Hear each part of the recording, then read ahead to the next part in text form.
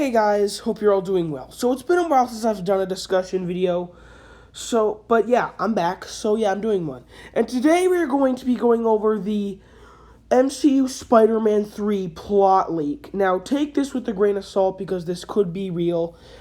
And if you don't remember in Spider-Man Far From Home, that cliffhanger at the end, yeah, and if you haven't seen that, go see that, please, because I don't want to ruin your life. But anyway, please take this plot leak with a grain of salt, because this plot leak I'm about to read does look legit, so please take this with a grain of salt. Anyway, let's begin. The movie begins with Peter Parker being raided and arrested at his apartment. With Peter unable to clear his name or prove that he isn't Spider-Man, no mention of a lawyer, and he is sentenced to life in a maximum security prison.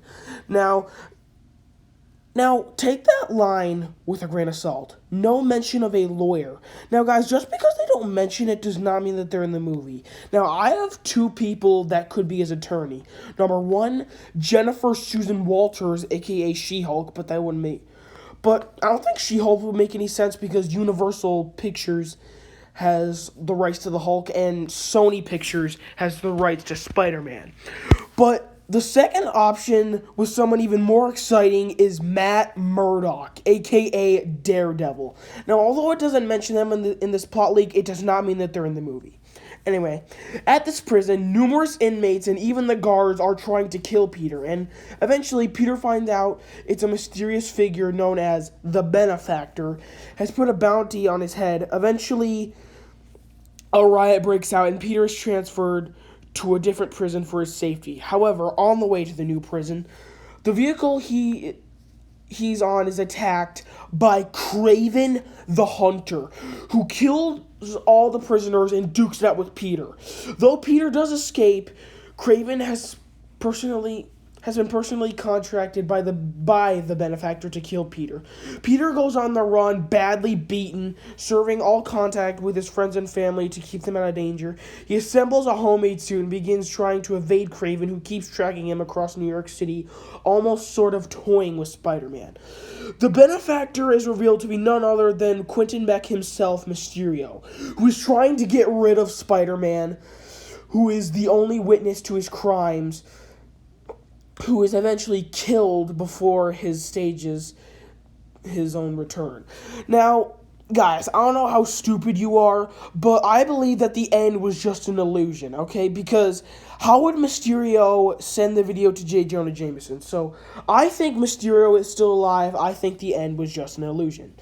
Peter thankfully manages to get in touch with Happy, who points him in the direction of Agent Jessica Drew, who believes that Peter is innocent and is willing to help keep Kraven off of his tail. With the help of Drew, Happy also manages to get Peter his web shooters back, as well as his original red and blue suit.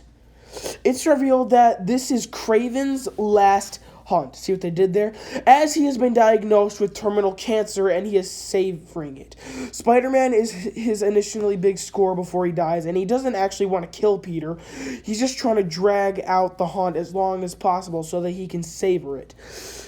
Now, it is impelled that Mysterio may have something that can help Kraven, and perhaps withholding it until Peter is dead. Like, maybe he has something going on with his family, or, guys, maybe he's trying to cure his cancer, because I don't think he's, just paying him money, to go kill somebody. He wants that person to be dead. In a twist, we find out Mysterio himself has a benefactor, and that benefactor is none other than Norman Osborn, a.k.a. the Green Goblin, who is running to be a senator. Kraven, though still remains on the hunt, we see a brutal fight between him and Spider-Man. Spider-Man nearly kills Kraven, but Kraven tells him where Mysterio's hiding, where Peter eventually finds Mysterio, but his warehouse, or hideout, I should say, ends up being a really big illusion. Now, this will be the same thing like we saw in Spider-Man Far From Home, but this time Peter beats him. And of course, you guys, like I mentioned, how Spider-Man nearly kills Peter. We're not expecting Spider-Man to kill somebody. But, guys, take this.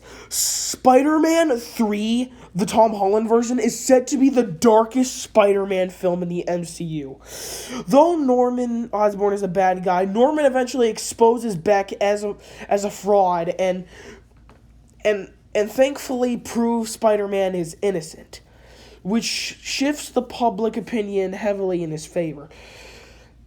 And of course, Mysterio is arrested, and Peter finally reunites with MJ, Happy, May, and Ned. And Peter goes to court, and he is free.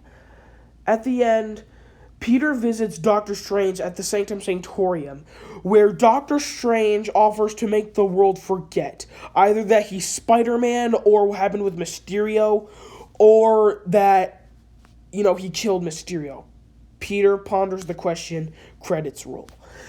Now, when Doctor Strange says he'll make the world forget, I think all those choices that I said were correct.